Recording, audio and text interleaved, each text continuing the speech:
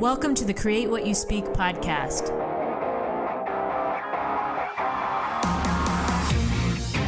Join me as we have a real-life discussion on how to change your life by changing your thoughts.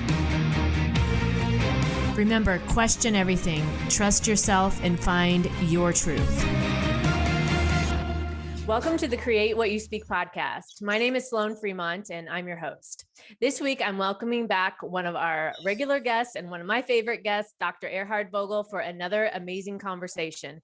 And I think you're really going to like this topic this week because we're talking about creating what we speak, the title of the show.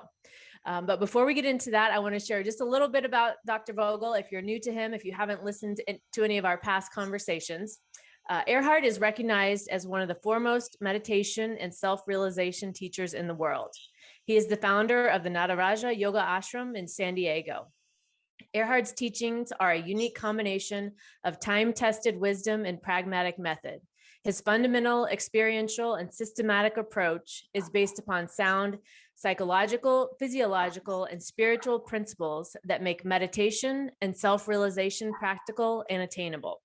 And I think if you've listened to any of our previous episodes, you can probably recognize that in what we talk about on here and the way Erhard, and what Erhard shares with us. He teaches not from books or other people's ideas, but from his own profound life and experience. And his most recent book is called A Dialogue with Death, The Teacher of Life, an ancient story for the modern world. Erhard, welcome back to the show. Thank you very much, Sloan. So I want to start off the show today asking the listeners some questions. And we talk a lot, we've talked in our previous interviews about experiencing, what it means to actually experience something. And so I want to put this challenge to the listeners before we start our episode today, how you can actually, if you would actually like to experience this conversation, right? And would you like to be engaged in a process that will give you the tools, the understanding, and the way, almost a way of life to respond to the signals you get internally in your own system. And so I want to start out putting that challenge out today to the listeners. Erhard, what would you like to add to that? Well, when you talk about being engaged, right? It depends on which level you want to be engaged. Right. The one level is, I guess the most superficial I can think of right now is where you are listening to the words, to what is being discussed, and it's going into your ears, into one ear and out the other, as we say. Right? So it's just an auditory event that took place. The next is to let it go into your ears and from there to your mind. Mm-hmm. But then the mind can be part of the listening process and really not even absorb it. Mm-hmm. It just becomes part of the clutter of noises that the mind has taken in, right?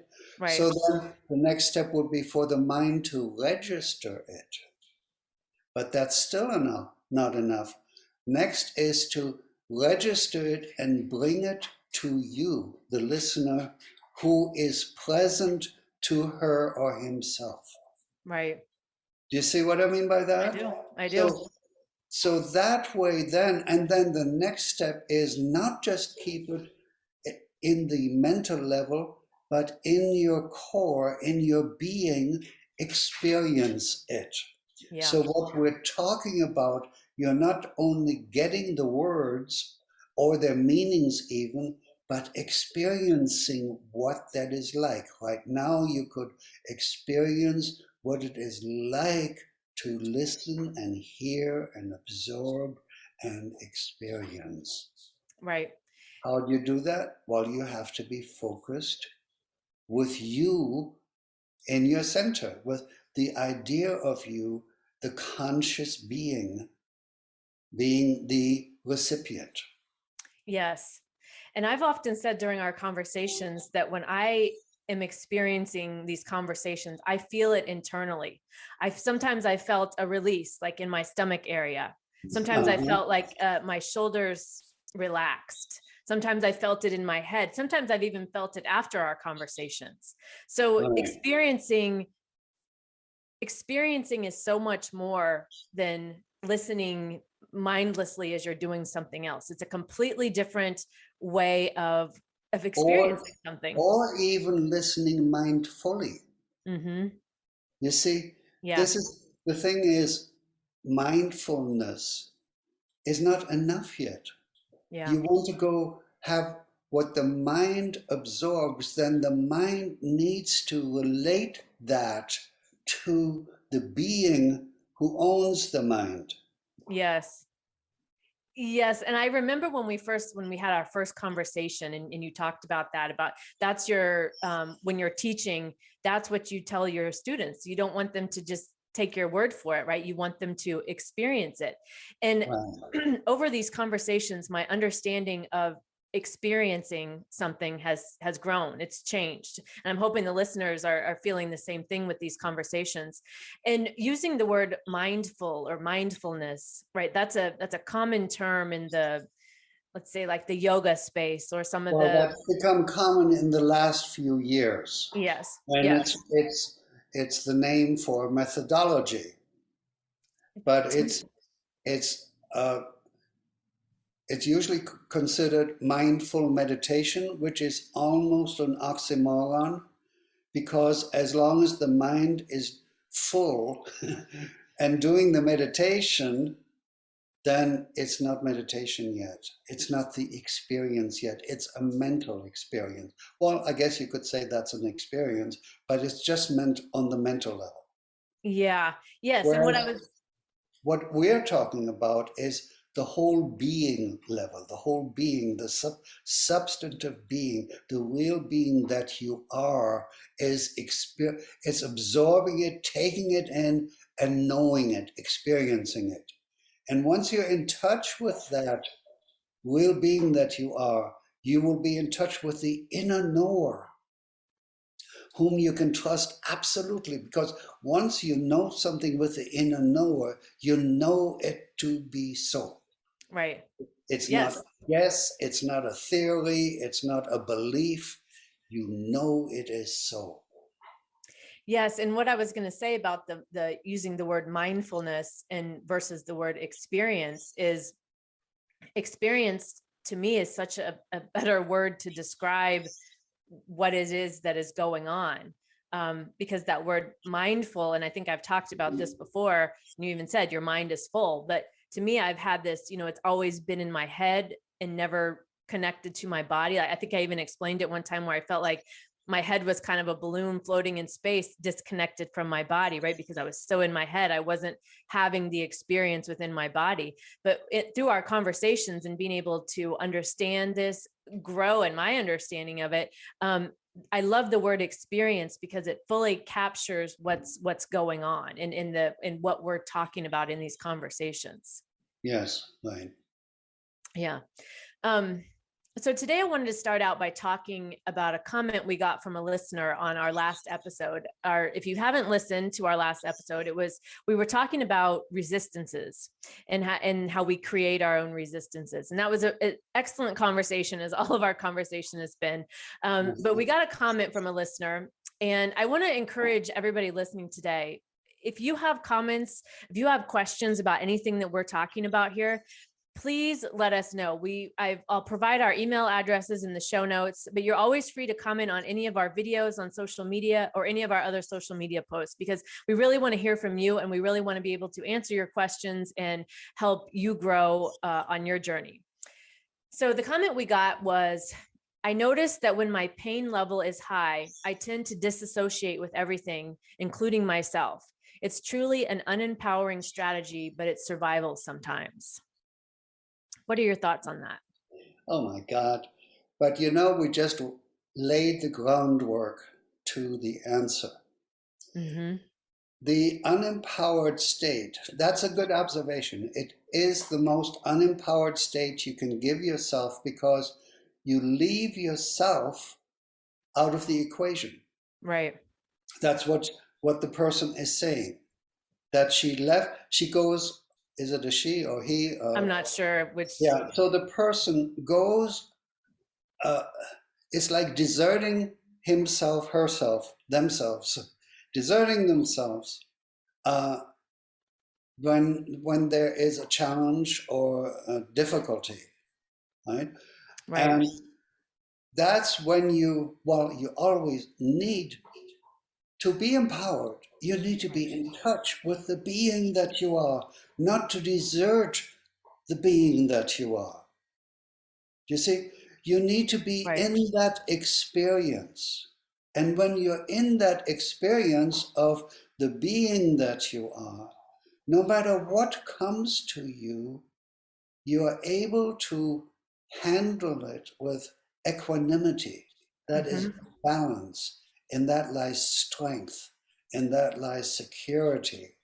And that you can even learn to feel certainty of your ability to handle any situation that comes your way. Because the important thing is not the situation, it's the fact that you are in the experience of the most important thing that you're in this life for. Mm-hmm. Which the Mm-hmm. most important thing is for you to experience yourself in this life. Right. That's what this life is for. Right. And so pain, I could feel for this person in this comment, because pain is, to me, a little, when I've experienced pain in my own life, whether it be physical or my own self-imposed mental pain, um, experiencing pain is not something most people are used to. We're taught as from young ages, and it's common to run from the pain, and that can be done in many ways, right? Through medication, through drugs or alcohol, or many other things. And so being in physical pain and experiencing yourself is I think probably can be very difficult the first time you do it, let's say. What are your thoughts on that? Well, I'm not quite sure what you mean by experiencing pain and being within yourself, and that's where the difficulty lies. What I mean is, if you're in, let's say you have a chronic pain, I don't know, let's say you Yeah, have something like I migraines, let's understand. say. Yeah. Yeah. But when you're, okay, so you have an option to either escape from yourself as Mhm. if thereby you could escape feeling the pain so strongly. Right. Right. But that doesn't work. It never works. Right. You might try to dull the pain with alcohol or drugs or things like that. And then you can assess, how is that working for Right. me? Mm-hmm. And probably you'll come to the answer, ultimately not. Right. Okay? So then the only choice you have left is to let yourself be in the experience of you, the being that you are, being right now, experiencing this moment of being, followed by the next and the next. See what happens? Your focus goes to that, not to the experience of the pain. Yes, I see. Mm-hmm. But then you insist, oh no, but what if the pain is so intense? Well, the same thing applies. By focusing on the intensity of the pain, that's all you're then aware of. Right. Right. Or denying the pain doesn't work either. Or covering up the pain ultimately doesn't work either. So again, you're left with the option, instead of focusing on the experience of the intensity of this pain, let me focus on the experience that I am. So I'm experiencing that, I'm focusing on that, and little by little, the focus becomes so strong that the focus on the pain is removed. I Right? see. Doesn't that Yes, make sense? it does make sense. And I'm So thinking if that, excuse me, Sloan, that's again, in order to get this, you need to go along in your yes, experience of that. Even if you're not having the pain, you can imagine in your experience if you had pain and you focus on that and how that yes, strengthens the experience of the pain. Whereas yes. when you focus on being and the power of being, then you strengthen the experience of that. Can we help the listeners a little bit with some of the maybe shifting their thoughts if they're in a situation like this with pain? Because I can imagine if someone has